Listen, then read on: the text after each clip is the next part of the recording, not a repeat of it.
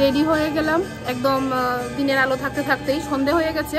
তো এখন চলে যাব শিল্প আর বাণিজ্য মেলাতে। আর বেশি দিন নেই, মানে আর একদিন আছে।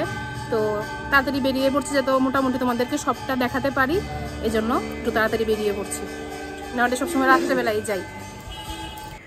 তো চলে এলাম শিল্প এবং বাণিজ্য মেলাতে, Tripura industries and commerce fair 2024-এ আমরা চলে গেলাম। এবং ঢোকার সময় এই যে ডান দিকে আর বাঁ দিকে যত বেলুন কালারফুল জিনিস থাকে, এগুলি কিন্তু আমাদের খুবই মানে চোখে লাগে, ভালো লাগে দেখতে। যেটা আমার মেয়ে যে কিনে ফেলেছে, ও বলে এগুলিকে কটন ক্যান্ডি, বা ওই যে মোবাইলে দেখে এটাকে হাওয়াই মিঠাই বলে, আমরা শনপাপড়ি বলেই বড় হয়েছি, কালারিং শনপাপড়ি। তো ঢুকে এটা কিনে ফেলেছে। আর আমরা যেহেতু একটু তাড়াতাড়ি গিয়েছিলাম, তো আমরা একটু ভিড়টা একদম কমই পেয়েছিলাম। আর এই মেলাটা ছিল 34তম শিল্প এবং বাণিজ্য মেলা। আর ঢোকার সময় প্রত্যেকটা মেলায় এখন এই সিস্টেম করে ফেলছে, এই সুন্দর করে লাইটিং করে রাখে, যে মানুষ কিছু কিনুক না কিনুক ঘুরে আসতে পারবে, এত সুন্দর করে জিনিসটা সাজিয়ে রাখে। আর এবার যে কোনো দোকানে ছিল অন্যান্য বারের থেকে দ্বিগুণ, কারণ অন্যান্য বার যদি 4-5টা ফার্নিচারের দোকান থাকে, এবার যেমন 10-12টাই ছিল।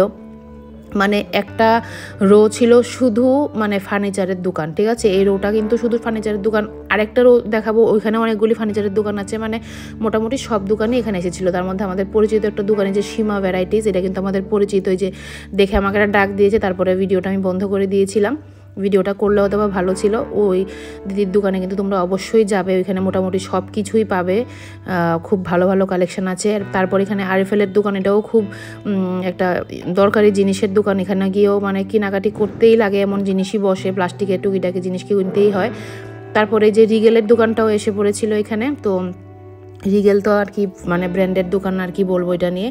তো মোটামুটি এখানে সব রকমের ফার্নিচারের দোকান বসেছিল। আর মানে কি বলবো, এখানে ডিসপ্লে করা থাকে, তো অর্ডার করতে সুবিধা হয়। কেউ কেউ এখান থেকে ডাইরেক্ট কিনে, আবার কেউ কেউ অর্ডার করে নিয়ে যায়। কিন্তু আপনারা যে কোনো কেউ কিন্তু এখানে অর্ডার করে নিতে পারবেন। তারপর এই সাইডটাতে খাওয়ার স্টল ছিল, সঙ্গে বাচ্চাদের খেলার জায়গাও ছিল। ভাগ্যিস আমার মেয়ে দেখেনি, দেখলে লাফানো শুরু করে দিত ওইখানে গিয়ে। তো এখানে সুন্দর করে আবার মানে ফটো তোলারও জায়গা ছিল। আর এই যে আরেকটা ফার্নিচারের দোকান, প্রত্যেকটাই ভীষণ সুন্দর। এই যে বাপ্পিরাজ, এটাও আগরতলার নাম করা ফার্নিচারের দোকান।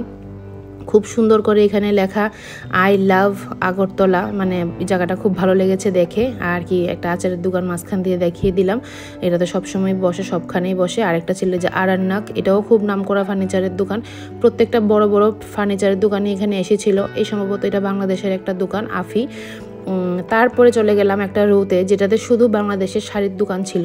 এগুলিও 3-4টে করেই বসতো, বাট এবার একদম পুরো রোতে বাংলাদেশের এই শাড়ির দোকানগুলি বসেছে, ঢাকাই শাড়ির দোকান।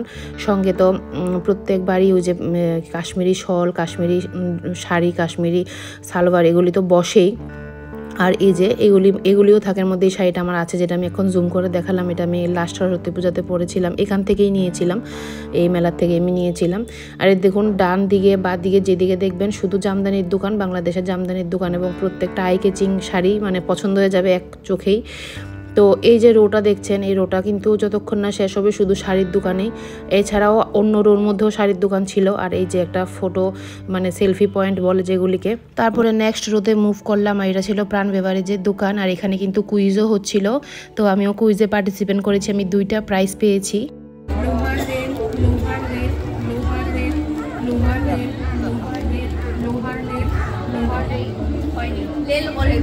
কতটুকু হয়েছে? তো আমি নর্মাল একটা কোশ্চেনের আনসার দিয়েছিলাম, ওটাতেও পেয়েছিলাম। আবার টাং টুইস্টারও ছিল, যেটাতে বলতে হয়েছিল লোহার রেল। তো আমি সেকেন্ড হয়েছিলাম, আমার থেকে একজন বেশি বলেছিল, একটু বেশি সময় লাগিয়ে বলেছিল। আমিও জানি না আমার মুখে কখন লেগে গেছে লোহার রেল, এই কথাটা আমি 16 সেকেন্ড অবধি বলেছিলাম।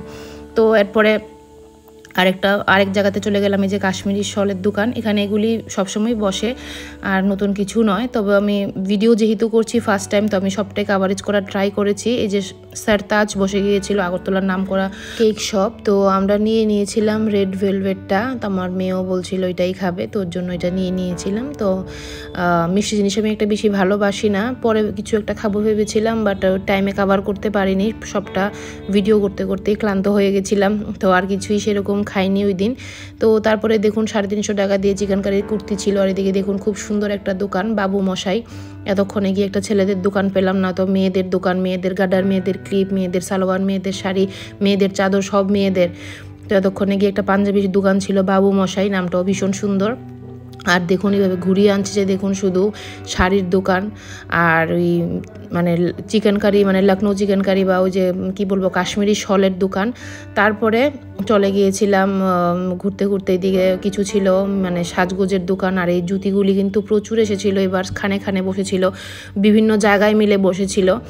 তো এখানে ছিল কিছু পুতুলের দোকান আর এরকম কানের দোকান তো সাইডে সাইডে ছিলই। এবার আস্তে আস্তে কিন্তু ভিড়টা বাড়ছে, রাস্তা দিয়ে হাঁটা খুব কষ্ট হয়ে যাচ্ছিল, এগোনো যাচ্ছিল না। আর এখানে খুব সুন্দর সুন্দর দেখুন ফটো ফ্রেম ছিল, মানে ফটো সুন্দর সুন্দর করে দেওয়ালে আটকানোর মতো।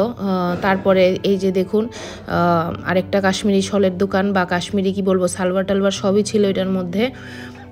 আর কি এখানে এইসব দোকানে ছিল আনন্দরতন চানাচুর ছিল, এটার মধ্যে ভালো একটা ভিড় ছিল, এখানে মানে স্ন্যাক্স পাওয়া যাচ্ছিল। আর এই যে একটা ব্যাগের দোকান ছিল, মোটামুটি সুন্দর সুন্দর ব্যাগের কালেকশন ছিল এটার মধ্যে। তারপরে কোথায় মুভ করলাম, ও আচ্ছা এখানে একটা কলকাতার শপ ছিল, আর এখানে ছিল এটা বিহার হ্যান্ডলুম। এই শাড়িগুলি আমার খুব পছন্দের শাড়ি, মানে সিম্পল শাড়ি আমার খুব ভালো লাগে এগুলি।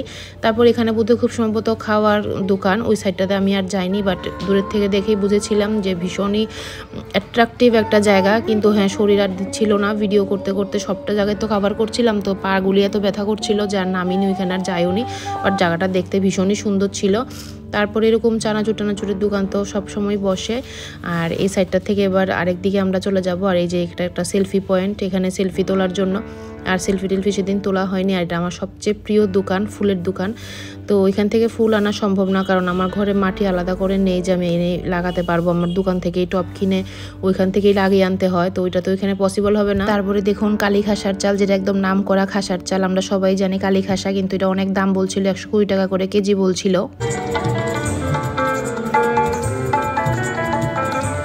তারপরে এখানে সাংস্কৃতিক অনুষ্ঠান চলছিল, সারা সন্ধ্যা জুড়েই চলছিল। তারপরে এখানে বারাসাত থেকে এই দোকানটা আসলো, ছিল এই ম্যাটের দোকান। আর এই যে ইকফা ইউনিভার্সিটি তারা কিন্তু সুন্দর একটা গানের আসর বসিয়েছিল।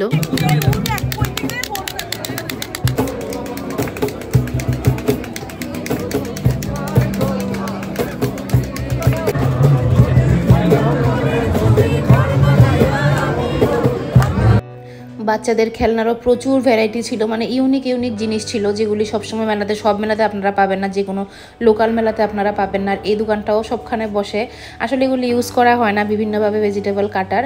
আর এই যে চলে গিয়েছিলাম আর একটা সুপার দোকানে, এটা কোথা থেকে এসেছে বলুন তো, এই যে দোকানটা কিন্তু থাইল্যান্ড থেকে এসেছে। দারুণ দারুণ জিনিস ছিল, আই ক্যাচিং জিনিস, সব ঘরে সুন্দর করে জিনিস রাখুন, খেলনার জিনিসও ছিল, শোপিসও ছিল, দারুণ দারুণ জিনিস ছিল। ছোটোবেলার একটা খুব নস্টালজিক একটা খেলা, এই যে দেখুন এই জিনিসটা যে কুকুর এসে পয়সা নিয়ে যেত, এটা আমি এখন অনেক বছর ধরে পাই না, এই খেলনাটা ওইখানে ছিল। তো এখানে হচ্ছিল সাংস্কৃতিক অনুষ্ঠান, চেয়ার টেয়ার দেওয়া, এখানে মানুষ বসে দেখছিল, বসেছিল কমই, সব তো দোকানে দোকানেই ঘুরছিল। আর আমি একটু ফাঁকা পেয়ে রিল্যাক্স হয়ে একটু হালকা করে একটু রিল্যাক্স করছিলাম এই জায়গাতে এসে। তারপরে চলে গেলাম এই মানে বিল্ডিংটাতে, যেটার ভিতরে অনেক রকমের স্টোর বসে। আমি ভেবেছিলাম বাইরে এবার এত স্টোর, যে ভিতরে আর কোনো স্টোর থাকবে না, বাট এখানেও প্রচুর স্টোর। হ্যালো। তো তারপর দেখা হয়ে গেছিলো এই প্রিয় মানুষটার সাথে। আর দেখুন এখানে খুব সুন্দর সুন্দর ছোটো ছোটো কিন্তু ফ্রিজ ম্যাগনেট, এগুলো এক হাতের করও হবে না এত ছোট, বাট এগুলি বলে 100 টাকা করে দাম। তারপরে সুন্দর সুন্দর ইরেজার ছিল, ডায়েরি ছিল, আমার এই দোকানগুলি ভীষণই ভালো লাগে। আর এই দেখুন দুবাই আতার অ্যান্ড পারফিউমের দোকান, বলেছেন এখানে ইন্টারন্যাশনাল অনেক দোকান আসে। আজকে তো অনেক কিছু দেখিয়ে দিলাম, বাংলাদেশ, দুবাই, থাইল্যান্ড এগুলি দেখিয়ে দিলাম। তারপরে গেলাম মেইন জায়গাতে, যেখানে গিয়ে আমি লিটারালি আমি বরবাদ হয়ে গেছি। এত সুন্দর সুন্দর সালোয়ার পিস কিনিনি একটাও, বাট আমার মাথা নষ্ট হয়ে গেছে দেখে, এত সুন্দর সুন্দর পিসগুলি। আর আরেকটা এরপরে ছিল এই রাজাইয়ের দোকান, মানে ব্ল্যাঙ্কেট, খুব সুন্দর সুন্দর ব্ল্যাঙ্কেট, প্রত্যেকটা ডিজাইন ব্ল্যাঙ্কেটের এত সুন্দর যে আমি ঘুরে ফিরে মানে ব্ল্যাঙ্কেটটার দিকেই তাকাচ্ছিলাম। আর এই যে দেখছেন বেডশিটগুলো, এগুলো আমার ঘরে দেখবেন আমার খাটে পাতা থাকে, আমি লাস্ট ইয়ার কিনেছিলাম, বাট ওই ঘুরে ফিরে রাজাইয়ের দিকে আমার চোখটা যাচ্ছিলো, ব্ল্যাঙ্কেটগুলি এত সুন্দর। তো তারপর মুভ করলাম এই ফেমাস জুয়েলারি শপ, মানে বাচ্চাদের বলুন বড়রাও ইউজ করে, এখান থেকে এত এত পরিমাণে ক্লিপ, গার্ডার আর হেয়ার ব্যান্ড থাকে। দাদার দোকান থেকে প্রতি বছরই নেই, এবার নেওয়াটার পসিবল হয়ে ওঠেনি। তারপর এখানে ছিল একটা কি বলবো গোল পলিশের দোকান, মানে সিটি গোল্ড টাইপের। আর এখানে আবার সেই কাশ্মীরি শলটল ছিল, কিছু অন্যরকম জিনিসও ছিল যেগুলি আমি আর কাভার করতে পারিনি, আমার প্রচণ্ড পা ব্যথা করছিল। এটা ছিল একটা আয়ুর্বেদিকের দোকান। আর এখান থেকে আমি দেখিয়ে দেবো যে ওই সাইডে আর কিছু দোকান আমি দেখাইনি, আমি 85% দোকান দেখিয়ে দিয়েছি বা 90% আমি দেখিয়ে দিয়েছি, আর আমি পেরে উঠিনি। তো আমার ভিডিওটা আমি এখানেই শেষ করছি, আজকে কিন্তু লাস্ট। আপনারা গিয়ে ঘুরে আসুন, দেখা হচ্ছে পরের ভিডিওতে, ততক্ষণের জন্য টাটা বাই বাই, সবাই ভালো থাকবেন, সুস্থ থাকবেন, বাই।